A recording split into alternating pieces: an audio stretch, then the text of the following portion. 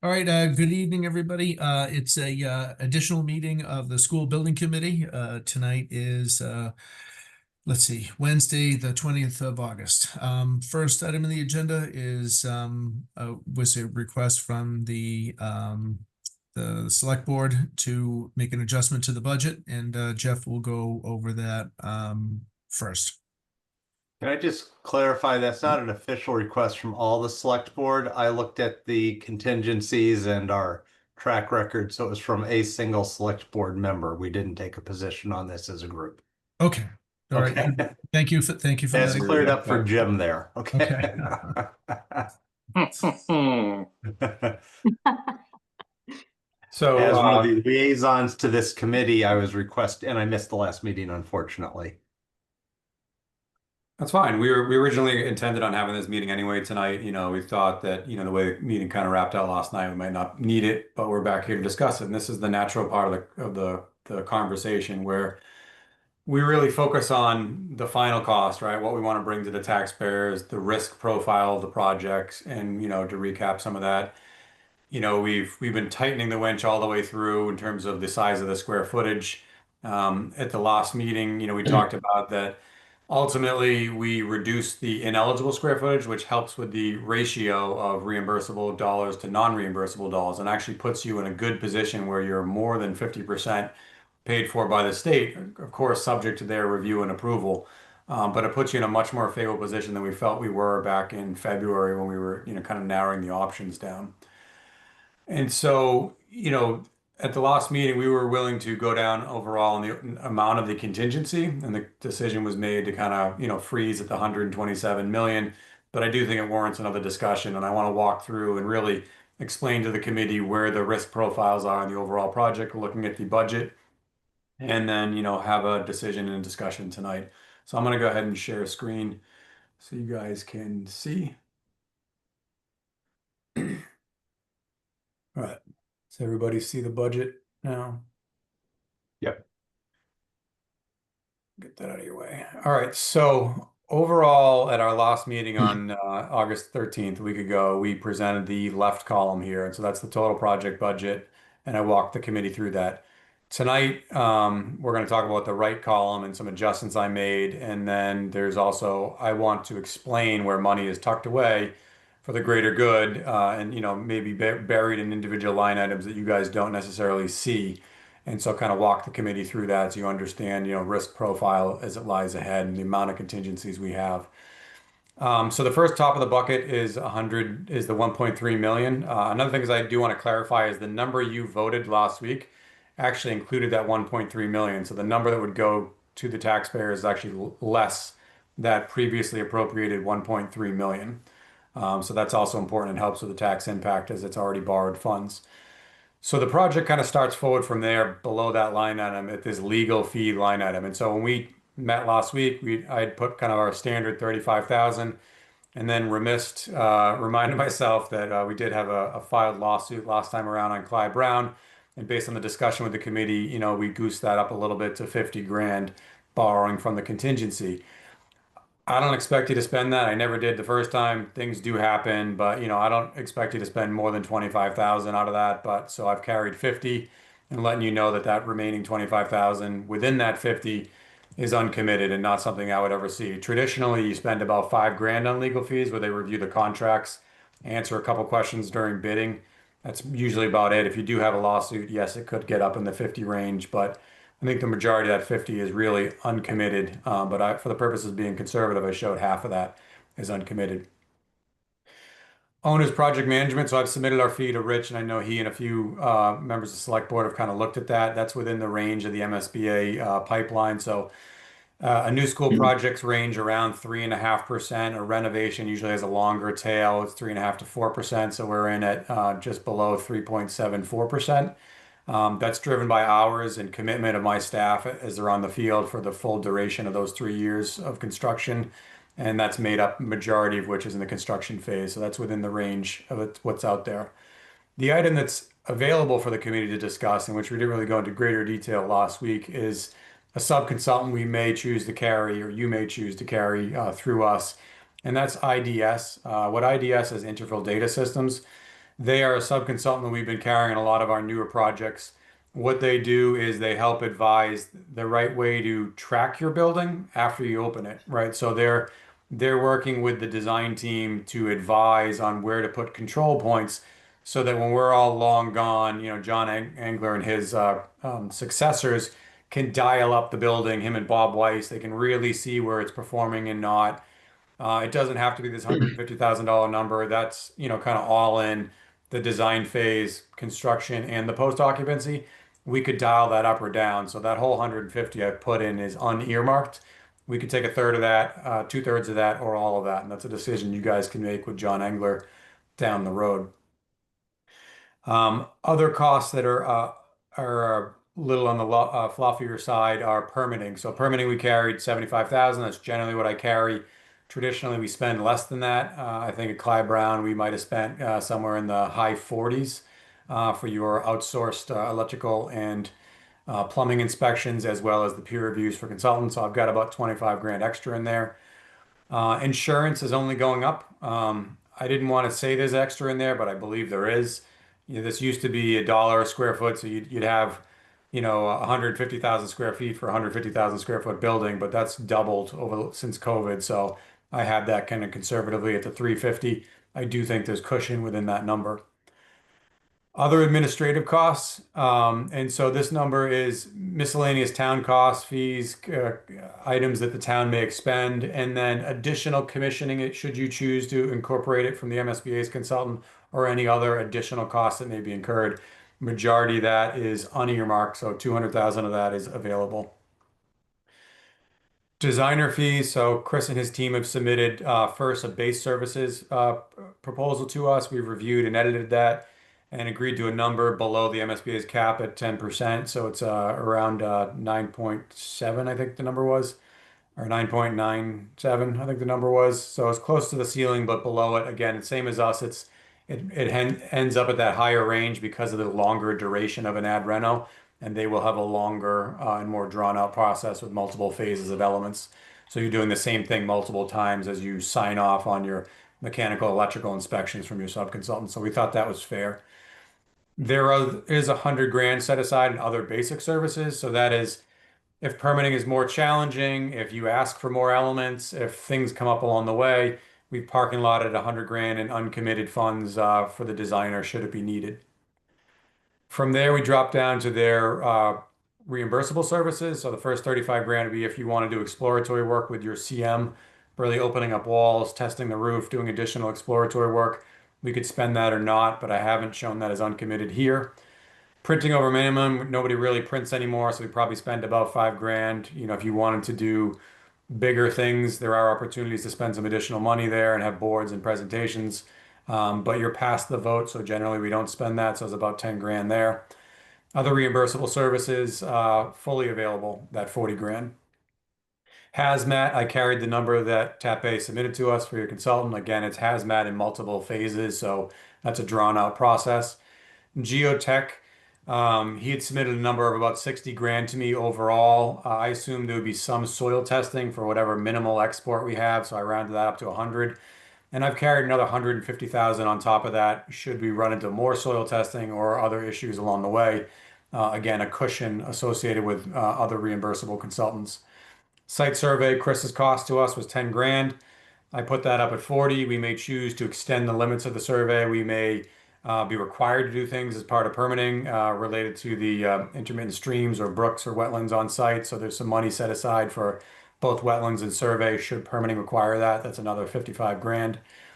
Traffic studies, we talked at the last meeting. We'll have to do a traffic study to go through permitting, but I carried some additional in case that consultant disagrees with our traffic consultant because the permitting board will have their own traffic consultant.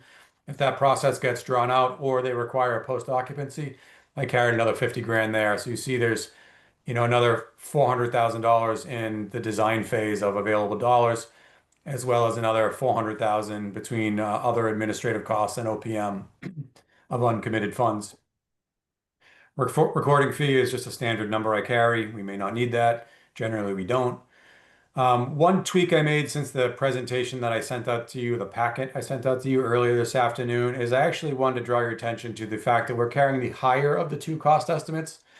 So right now, PM&C, which is the designer's estimate, is about $600,000 lower than we are.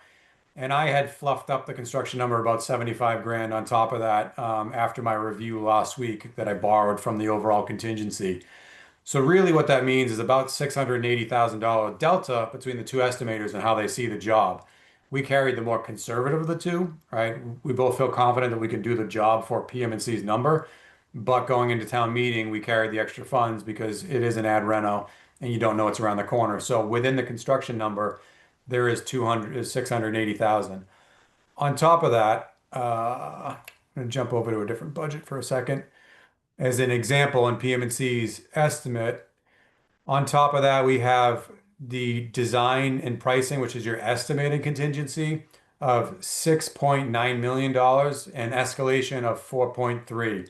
So that's $11 million of things to be designed. So right now in the overall construction budget, the designer is only 30% the way through. So we always escalate it out for whatever future costs are. That's that escalation number for 2 years at about 3% a year for the $4.3 million. And then the design and pricing contingency, as you really understand the building, as you specify the individual elements, as you make other things proprietary, we draw down from that. You may not need all that, but there is $11 million inside the construction number itself that normally does get used throughout the process, but there is an ability to come in under that. So I did want to kind of point that out to the committee here as well. Back to the overall chart. Utility companies. So the number we know from the agreement with photovoltaics is that 159,000 if you took that system offline and didn't replace it. So we've carried that. And then there's a new connection fee. And so we carried $80,000 for a back charge. I've left an additional 220,000 kind of in that line item.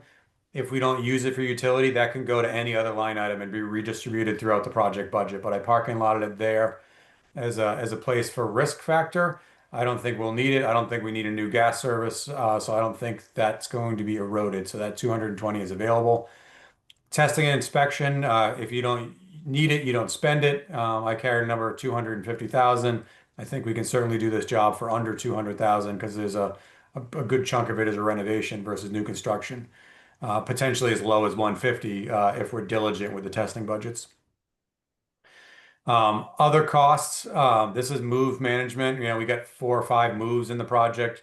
Other miscellaneous stuff come on the way. I do think there's savings there. I didn't want to put a number to it, but I think there's some soft spots there. At one point, I had that at 180 and I rounded up to 200.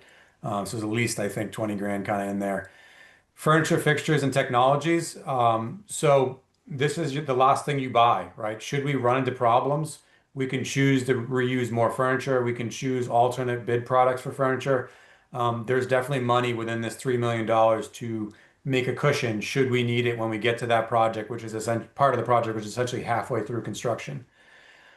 So all in above the line, not including those design and estimating and escalation contingencies of the 11 million, the rest of what I've shown you above is $1.7 million worth of soft spots, non-earmarked things that may need to be used, but likely won't need to be used throughout the duration of the project. And in addition to that is our 2 major contingencies. So traditionally, years ago, if it was a design bid build, we would always carry 7.5% for a renovation and 5% for a new construction. When I presented it last week, I carried the same percentages. So because we're doing an ad reno, I carried the 7.5. But the reality is because it's a CM job and they have holds and allowances and they never spend all of those, they give it back. There'll be money within the construction budget that will be available as well. And so I don't feel we need to stay at that 7.5%. I am comfortable coming down to 5%, which is a traditional number. To kind of click back over to the CM budget and put that in perspective, the CM contingency is $2 million within that number. So $2 million is set aside within the number for a CM's contingency. So on top of our $5 million for change orders, the CM has $2 million for things that we can infer that they own in the process and to deal with things that come up along the way that as long as we can point to them was reasonably deferred, they have to absorb it as part of their overall guaranteed maximum price. Owner contingency, historically, I always carried that at 1%. COVID burned us. I've now been carrying that at 2%. So this represents 2%.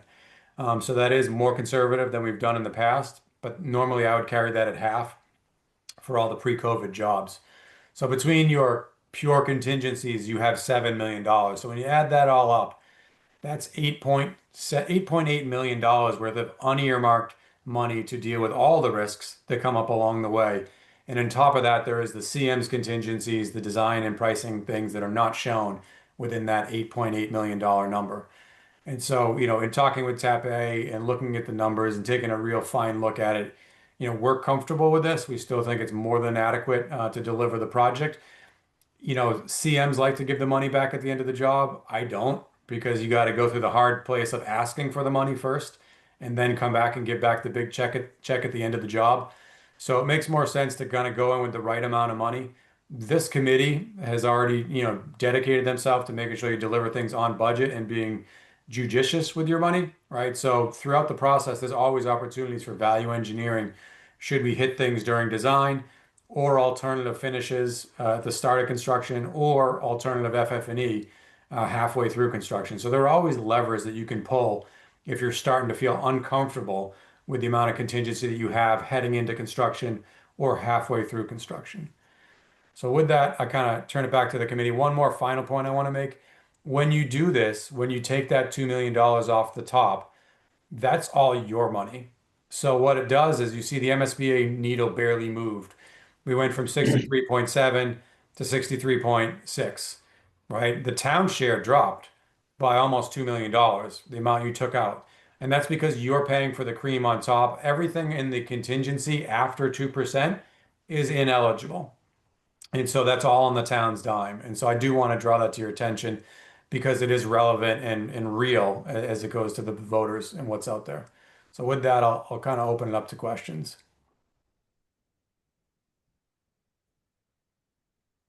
Well, one thing I do want to say is I'm circling back because Jeff and I had gone through this earlier, and if there is money that we don't have to go and stuff into the budget, that's going to make the conversation a little easier when we go to vote.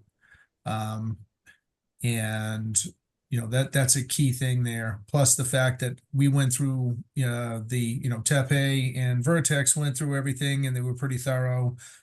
We did some additional work on our own, found a few things. Al brought up some thoughts of things. I feel pretty good that we have not missed anything, that we would know about, and we do have a good amount of contingency left in the budget. So it's one of those things. It's a judgment call of, do we go ahead and reduce it, give ourselves a better chance of getting the project going, and then we have a project. If we don't get it passed, we might have held that extra money in the budget, but we never used the budget because it didn't pass. So, that's just something to consider. I guess I have a question. What does that $2 million save households? Like, what is the amount? Because a voter is only going to really care about what their tax is going to increase to, in my opinion. So I'm wondering what the difference is going to be for a household with the 63 million versus the 61 million. Like, is it like $25? And if that's the case, like, does that really matter, or is it a significant amount? That's a good question. That'd be Craig would answer that question. Yeah, we have to decide what the interest rate's going to be that we figure on. And if you can tell me that, you are in the wrong room right now. But right now we were carrying 4.5% as a thought. But what you tell me what the interest rate's going to be in 2027. Everything I'm reading, and I'm getting ready to, I've got $40 million of the Y money that I have to borrow for more. Actually, it's 28 now of mortgages. And I've got tranches coming due every other year that I have to refinance. My bankers are telling me tax exempt rate, and that's tax exempt rate. That's not the homeowner rate. This is tax exempt. It's a cheaper rate. It could be below 4. So we have to decide what we're going to do. We haven't had that discussion yet with the town accountant or town finance director. But theoretically, if I was always saying it was between 12 and 1300 per household. This is going to get it much closer to dancing around 1,000 per household. It depending on what we do with the interest rate, it could possibly drop it a little bit below that, but we want to be realistic with everything. The interest rate, and the question between 4.5, 4.25, 4 and 3.75 is a conversation that has to be had. The conversation about, what's the safe, and that'll be had by another group, but the conversation regarding what's the right contingency is this group's.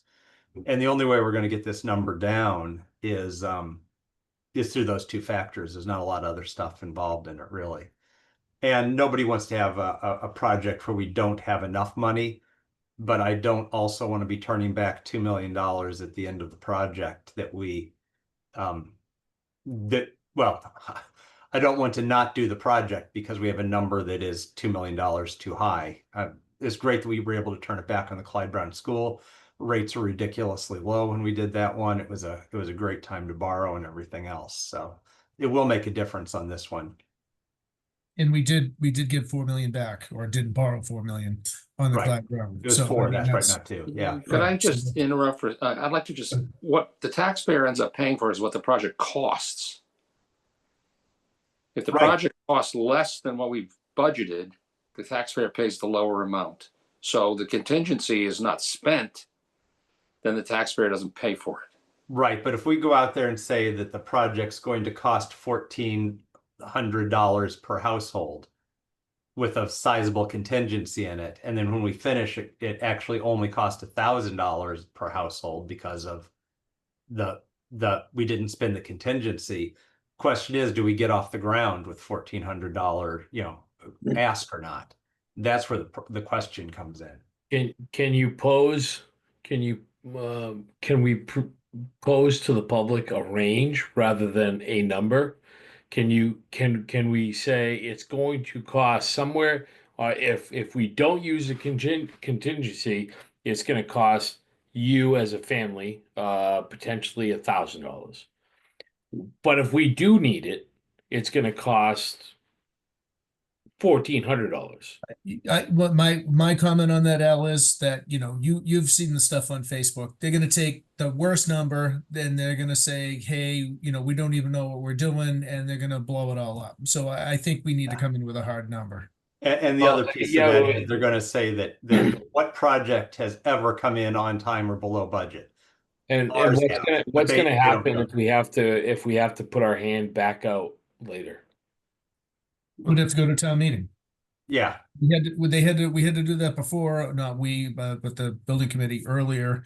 They found they had a project and they had some contamination that was unknown, and they had to go back. And, it was, the chair at the time, no one likes to do that. And, it's not a fun thing to do. The thing was that they had a project. So, I mean, that's the thing, is that the project was on, the project was going, the project did get finished. People grumbled and moaned, and but it got done. So, I mean, that's the key thing on that, is that, it's not like I would tend to doubt that even if we had to go back, which I don't anticipate we would, if we had to go back, we would have something that's in motion. It's easier to keep things in motion than it is to get it started from a dead stop. yeah, but that's it, even on that, I wouldn't be here I wouldn't be considering this if it wasn't the professionals who do this for a living telling us that there is extra there. I mean, I don't want to be one saying we need to come up with a number Right. that is affordable. I want to say that if we're carrying contingencies that we really believe we're going to turn back, let's not carry those contingencies. And No, Jeff did, I'd Jeff did. say that's the case. I mean, Yeah. we were involved in both of those projects, and that other one started off with a number before you hired anybody, and with that job from day one was always backed into it, and then unfortunately you hit the worst of the worst problems. Yeah. And it was a very small budget to begin with, and so there was zero room to absorb anything. That was overly lean in all of its categories. This is not, right? And size of projects, obviously the bigger the job, the more costs there are, but the longer the contingency will stretch, right? Because it's not an exact scale of, climbing a mountain, right? There's an economy of scale. When you're in the $100,000 range, you're a lot less likely to spend that 5% contingency. And so that's why I feel confident in the 5%. And I don't say that lightly. I think there's more than sufficient contingency within the hard costs and the soft costs. $7 million is plenty of money to manage the budget. And, you guys are committed to managing the number too as well. The risks on this job, right? The major risk to overruns, that is, besides a global event like COVID, is unforeseen conditions in the building and the site. You're doing very limited site work in the sense that you're not, excavating large hills. You're not building athletic fields that are out in turf area. You're just building the foundation of the building, a couple of below charged utilities, below ground utility recharges for stormwater in parking lots, right? So there's not a lot of hidden conditions on the site that you may otherwise find on, say, Clyde Brown or other bigger jobs where you were dramatically changing the grades around the site. You're pretty much building a building at the grade that it is, besides the little encroachment onto the softball field there in the back, or baseball field in the back. So I think the site risk profile is very low. There is definitely a building risk profile with the abatement, right? That does exist.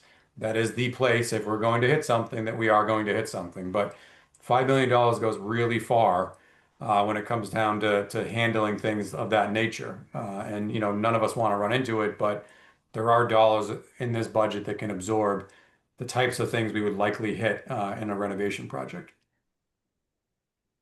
I agree. Rich, my question is, a week ago, it was 7%. Now it's 5%. And I haven't heard anything yet, which tells me why it's changed so dramatically. Because all the things you talked about above the line were still there before anyway.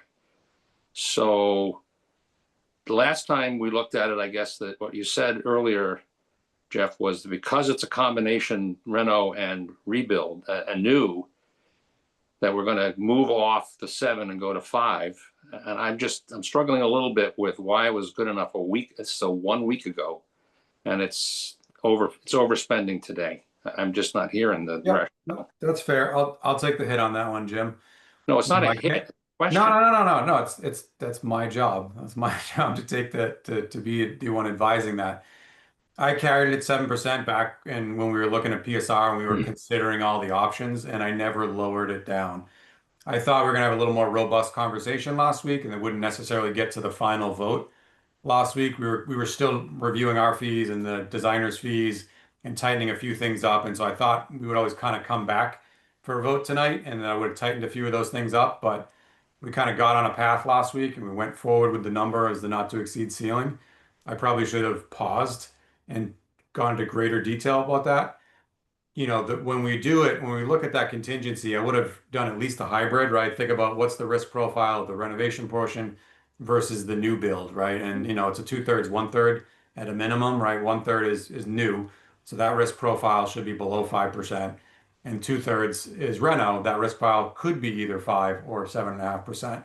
So either way, I think it should come down from the 7.5%. And I should have had that conversation with you guys last week. I just carried the number that was always out there from when we were comparing all the options on the table. And the 7.5 was more relevant when we were looking at the options we didn't select, where you had much smaller renovations and you did need the higher percentage because you needed to stretch your dollar further. When we ended up picking the more expensive of the reno options, I should have dialed the 7.5 back. And from my end, I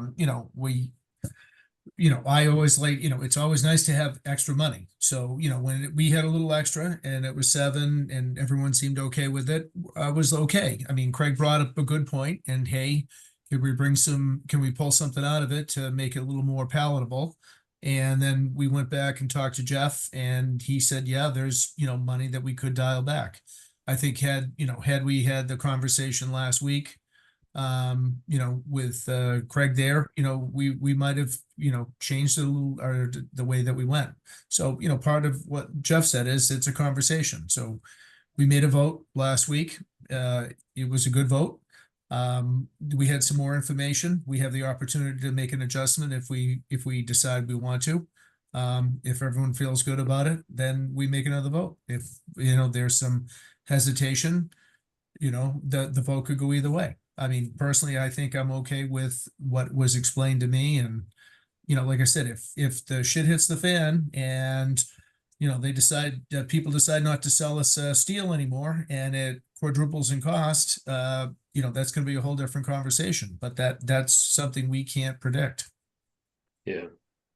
I think it's also important that Like Craig said, if the professionals are saying that they're comfortable with this, if Jeff and his team are saying that, you know, this makes a lot of sense to them, I think it does make sense to like you said, Rich, we can have a project and move forward, and the selling point is going to be a lower budget, then I think it makes all the sense in the world. Well, I to think me, the there's a- selling point is the realistic budget. Not that it's necessarily lower or higher, that we can deliver this project I for this think that's amount what of I'm money. saying, is it's realistic to be able Yes. to drop this to 5%. It's realistic. And everybody- you know, I think there's an overcorrection in the market too, because, you know, there's a bunch of school projects that failed in the last 2 years. And that wasn't the way it was before. And I think a lot of other districts, towns kind of throw all that on there because, you know, they're used to appropriating design only. Then you come back with a bid in hand for construction, you go up again. And the MSBA asks you to kind of project out 5 years. And I think people kind of got complacent with that.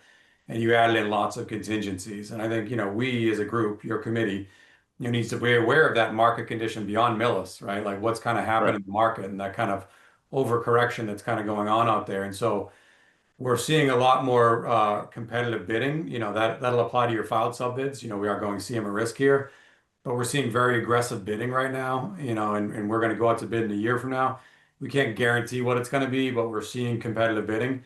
And there's a lot more subs in the market than there were a year ago. A lot of the private sector subs are all bidding public work.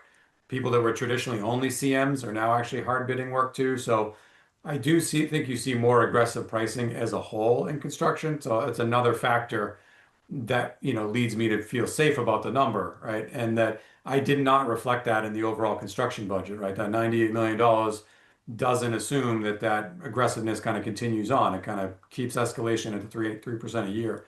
But I do think there's soft space within that. And I think ultimately you don't want to go and ask for more money that you have to give back. You know, that's not a good story. And people only remember the number they approved at town meeting, not that they really only paid, you know, 75% of that 3 years from now when you did the long-term borrowing. And So following up, this conversation is very relevant and worth the dialogue and gravitas you guys are giving it. and following up what Jeff said, I mean, even in my area, and I don't know what with Al, I mean, I've actually had subs call me looking for work.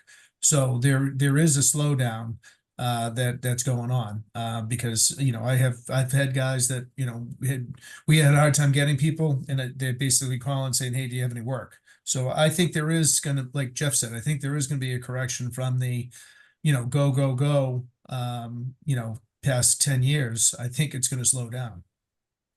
Yeah. There's definitely a slowdown, and we're going to see much more competitive bids, I think. I think Jeff's right. And like I said, we're not trying to do this as a selling point. This is a decision that each individual has to make. I mean, if you vote no, that's okay. That's your opinion, and that's a valid point. So I have a question for Craig. Craig, 63 versus 61. Average homeowner, what are we talking for taxes? Pick a rate. Just give me an idea. If we were in the 4.5% rate, 28 years, and I'm not sure the 4.5% is right. That's the other conversation that we have to have with bankers and investment people. Yep. Because that's the current rate, and I believe it's coming down from there. But it's about a $50-$60 per household swing at that point. If the rate changes, it makes it closer to 100, 120. And we're dancing right around 1150 right now. So that could push it below 1,000. It could put it right at 1,070, 1,050. It's a significant enough difference that it will make a difference for people when they look at it.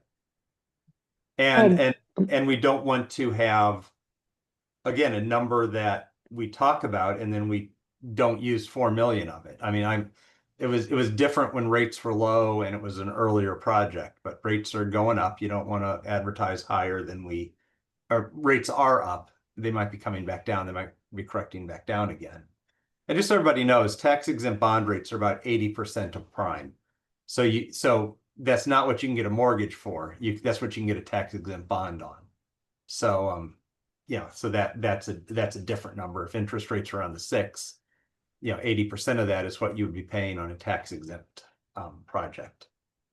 So you're Right. saying that it's not a significant amount, although it may be to some people. It's a psychologically significant amount, I think. I was talking around the 1,300 range when we first started this way back when.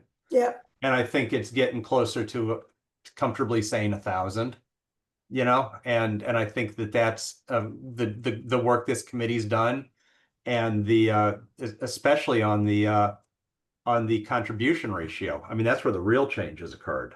That was a big one. And since all contingencies, based on what Jeff has said, really come out of our pocket, that really has a big impact for the amount of a change. I mean, if we were changing the groundwork or something else by $2 million, the state would have participated in that savings and we wouldn't have seen all of it. But a contingency line is all to the town. I have one question for Jeff. You said that the match rate from the state is going to go down slightly, right? Is that correct? No. So I played with the numbers a little bit in the sense that when we looked at when we approved the not to exceed number last week, I had moved a little bit of the contingency back up to the line items above. And so where I put a few of those in the example is I think it was like 30 grand in FF&E that was ineligible. There was another couple of tweaks I made that were ineligible. So it was not a dramatic move. It's not going down because we went down. It was because of how I moved a few other dollars around within that $2 million of savings. So there's not a sweet spot number that No, would anything allow because the- you're reducing the overall contingency. So at 7, whatever the percentage is, 7 or 5, the MSBA stops reimbursing as soon as you hit 2%. So of your contingency, they'll pay the first 2% of eligible items. And then once you're beyond that, that's all on you guys. So So everything we're talking about today is on this town, the town of Millis at this point. that is correct. Okay. Okay, that's what I was, sorry. Thank you. Yeah, a couple of things happened. I blended a few other tweaks with the revised lower number, but the whole savings goes back to the town and is not something the town would need to borrow. Okay. Can I ask a question? And if the job, one more second, Jim, I'll give you a question. When we bid the job in a year from now, and if the overall bids come in lower, both the town and the state will save in the shared savings there. So if we're $4 million under budget, there's going to be some shared savings on both the town and the state side. So that would come out of the construction line item itself, which is the budget we've established at the 98.2 million. Jeff, you mentioned some discussion of some of the line items. Can you just explain briefly how frozen a line item is, or what's the ability of the town and the construction team to move items between lines?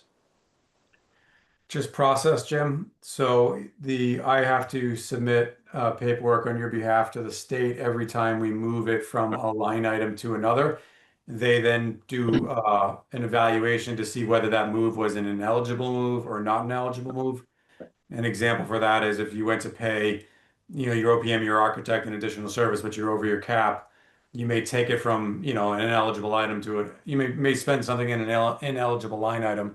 And so they would notify you that, hey, you can do that, but, that will ultimately not be an eligible cost that you're spending that on. That happens every time you make a change. Anything within the construction number, like the breakdown by, electrical versus HVAC, that doesn't matter. That's all construction.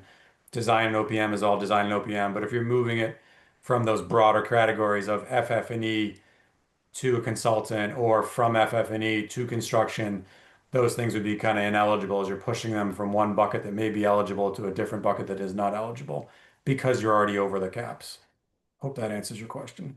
Yeah, but I mean, I guess in the town budget, there's a little bit more. You can't move between line items because the town has appropriated it by line item unless you go to the town meeting to do it. Right. This This is not committee will quite have as full, yeah, frozen. you'll have full authority to move. We can move the We money. just won't let you move it until you're ready to move it and you're gonna spend it on a No, I specific understand. element, right?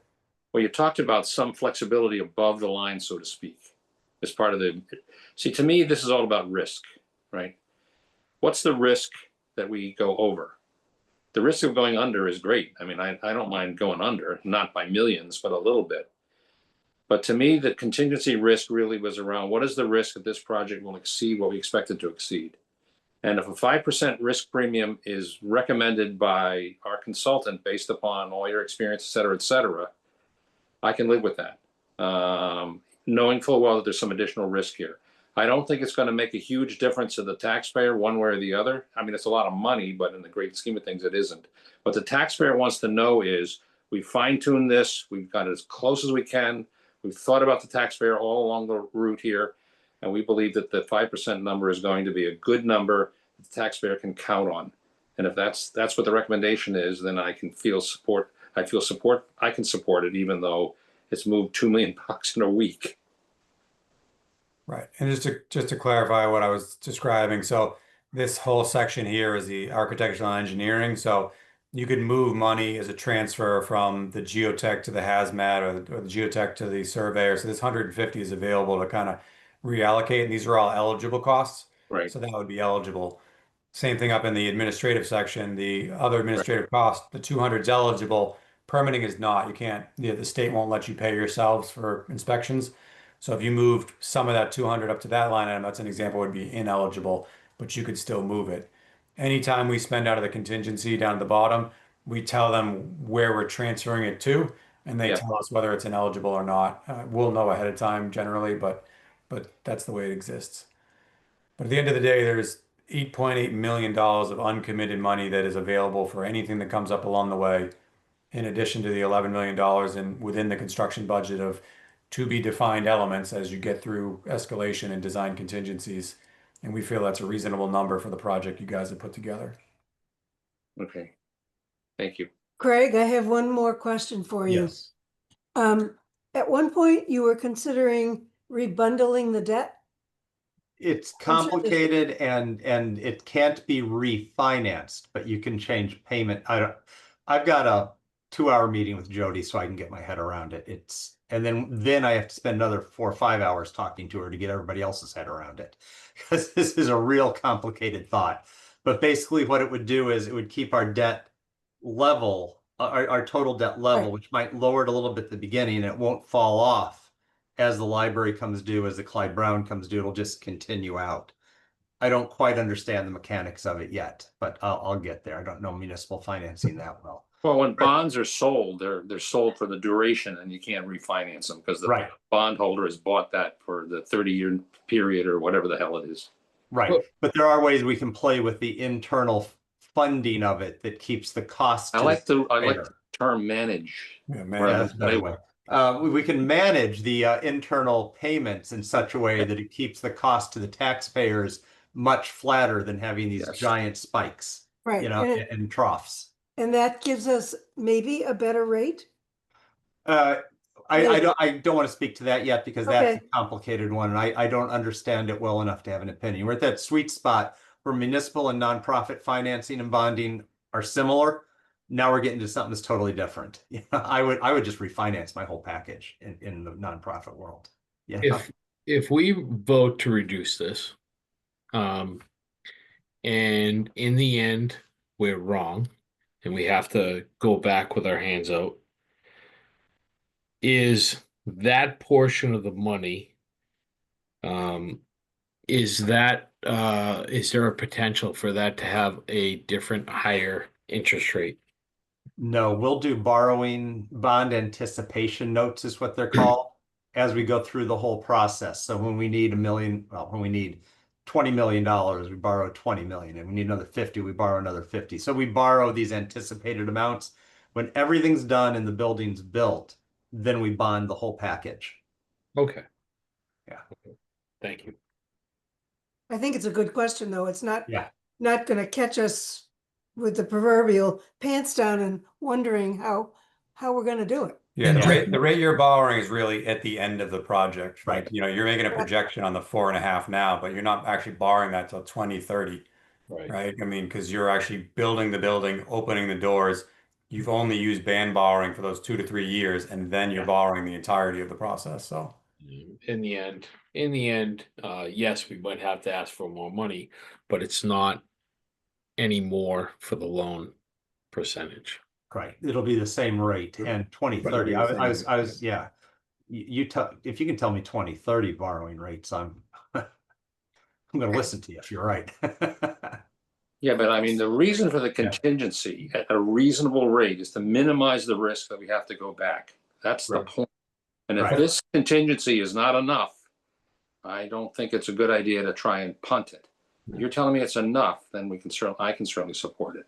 Okay. But I don't want to go back to the taxpayer. They expect us to deliver this project based upon what we're telling them it's going to cost. Okay, last question for me. Jeff, you've got a contingency escalation. I knew I'd get there eventually. How much is it? 3-4%? 6.3%, because it's a couple of years worth of escalation. So it's 4.4 million, which equates to 6.3% within the overall construction number itself. I know you don't have a crystal ball, but is it enough? I think, yeah, you know, back to the earlier conversation that Al and I were having, like the market is getting very aggressive. You know, we're in the hard bid world, which we're not in for this project. The hard bids we opened this summer for the elementary school in Hopkinton and the elementary school in Situate, both this summer. The low bid on one of them was 17% under the budget. Wow. The second bidder was 14 and the third bidder was 13%. I mean, historically aggressive bidding going on at the GC market. You know, the filed subs, which are the same in both markets, were a couple of percent low. So the general contractors are the ones that are overly aggressive right now. But we're seeing a lot of bidding, even at the sub bid level, being aggressive. And so, yes, I think that's more than sufficient at the 6%, but nobody has a crystal ball. But I think more and more subs have come to the public sector. Like we pre-qual subs, there are subs I've never heard of. In the past 15 years, I could tell you before we even went out to solicit them who the ones that were going to submit would come back. It was always under 100 firms. Now we're getting 100, 130 subs submitting, and they're coming out of Connecticut and Rhode Island and private sector work. They're coming from all over, and they're good subs. It's not that they're looking for a handout, and that breeds competition, and that brings the number down. And so I do think it's heading towards a more aggressive bidding market for the upcoming years. Okay, thank you. There's quite a few subs and GCs. On the private end, a lot of that work is dried up. So a lot of them are looking for different avenues to earn money, and a lot of that is going to come into the private sector, I would think. And we're going to get if we have many more options, they're going to be much more aggressive. All right, I think I think we've kicked this around. Does everyone feel comfortable enough to go ahead and have a vote on this? Yes. Yeah. All right, so I make a motion that we reduce the previous budget by $2 million to get it to 125. Why don't you just make the motion to approve the 125 versus? Okay, I could do that. I make a motion to approve the budget for 125. Second. All right, motion's been made and second. Jim, Yes. Diane, Aye. let's see, Al, sorry. Aye. I'm an aye. Robin Aye. and Shayna. Aye. All right, great.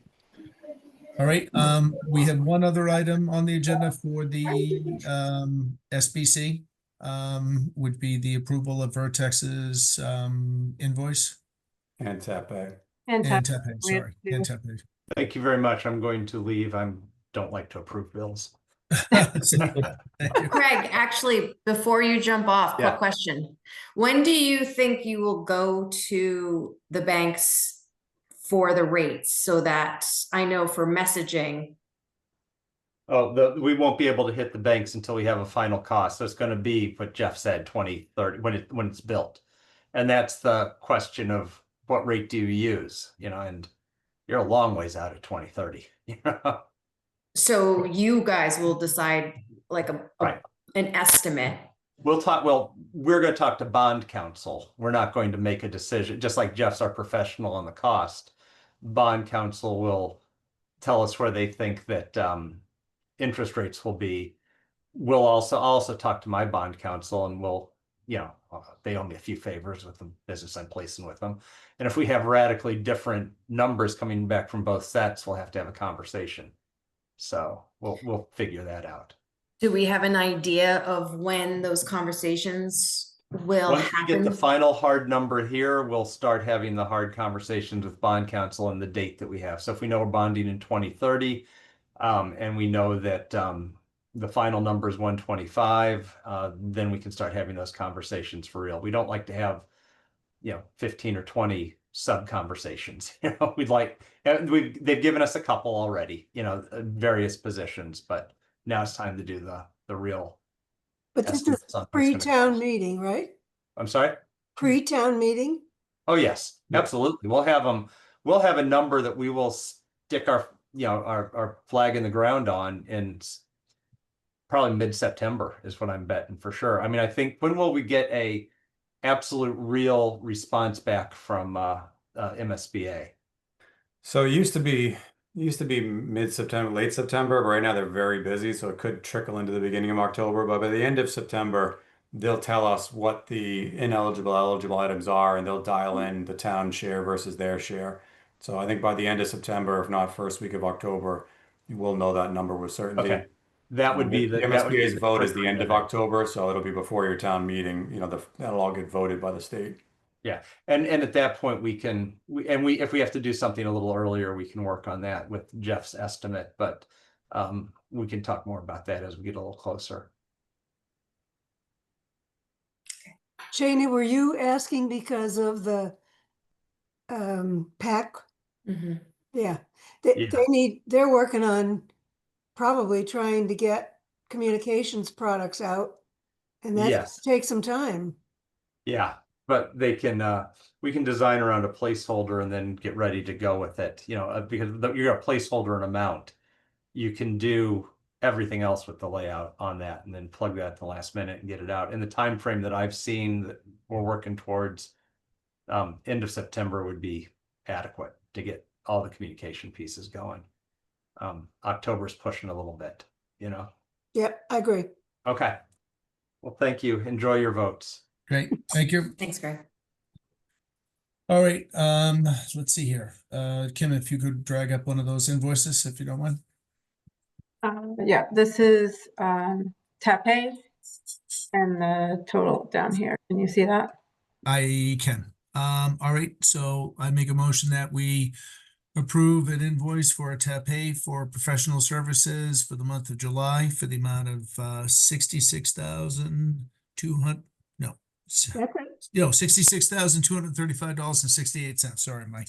Second. All right, motion's been made and seconded. All in favor? Aye. Aye.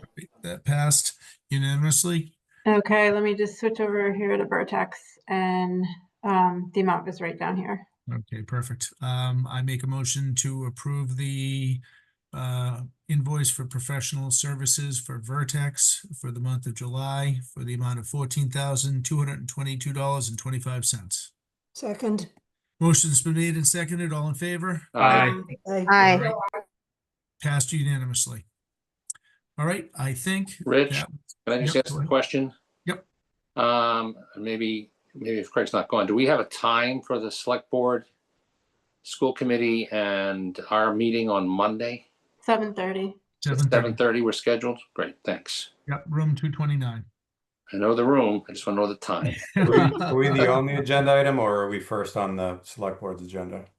Is it just the tri-board, or are they doing It's- other business? No, it's just us. Okay. Who I think we're number one, correct, Kim? I believe so, yep. Yeah, so. And that's all three boards, right? Select board, school committee, and our board? Correct. Yep. Okay. All right, good. Thank you. And each individual will have to call out to order, just because we'll have a quorum for And each. then So. for the presentation there, we were gonna, Tepe and Vertex were gonna do an abbreviated version of the community forum, really just here's the site plan, here are the floor plans, here's the proposed project, and here's the schedule, and here's the phasing plan, or maybe not phasing plan, that one's a question, and then the budget.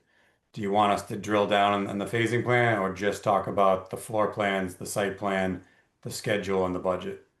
Yeah, I think just the schedule, meaning I think because like when people ask, hey, when's it going to start and when's it going to be finished? And I think when you do the verbal walkthrough of the Summer Slammers, and you're going to have each section, I think that's enough on there. So you don't want to put the phasing plans in the backup for Q&A, but really just walk through the overall high level schedule, or you want Yes. the floor plan with this phasing? No, I think we should have the floor plan and the schedule. What is it that Did you I- need us to vote on at the meetings? All we need to do is we need to recommend it to the select board for them. We need to forward it to the select board to go to the MSBA. We want Forward what though?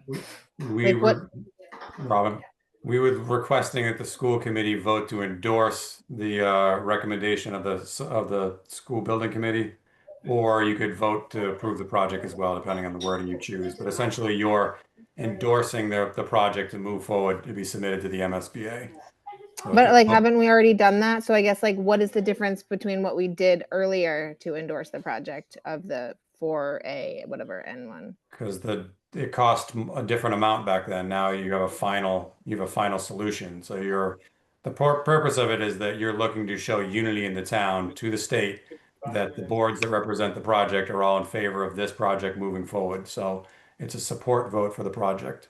So what happens is the So it doesn't MSBA. matter, you're not presenting the budget to say like the budget's changed and this is how much it is. Like, I guess I'm trying to figure out like what is different now than what we voted on We have earlier. finalized Because that's product. what you should present to us, is what I'm getting at. The final product, which is the floor plan, the site plan, the Gantt chart schedule, and the budget is what I will present. If you want me to put the phasing plans in there, I can do that as well, but I'm presenting floor plans, site plan, schedule, and budget, and asking both select board and school committee to vote to endorse the submission to the state. Okay. Yeah, And I can initially. send when you we- some You said sample you're gonna have versions. those phasing plans in the background in case the Yeah, I can put it for Q&A, and I can put it in the packet, and then we just Yeah. won't go through it unless there are questions. great idea. Can you give us or give them the wording you want? Yes, sir. Because that's something that the MSBA needs, right? That's the point. Yeah, they defer to you guys on the how you do the wording, but yes, I will give recommended wordings to both boards. That would be helpful. Not that I'm on either one of those boards, but It's always smoother if people know what to say, Jim. Yeah. Always. it's so helpful. Yes. It's very helpful. Okay, that's all we had tonight, Rich. All right, good. Well, thanks everybody for making the extra effort, for coming on another night, and we're one step closer. So, Great. Thank Thank you. you. all right. Move we Motion to adjourn. Second, All right, all in favor? aye. Hi. All right. Good night, everybody. Good night. Thank you. Thank you. Good night. Everyone.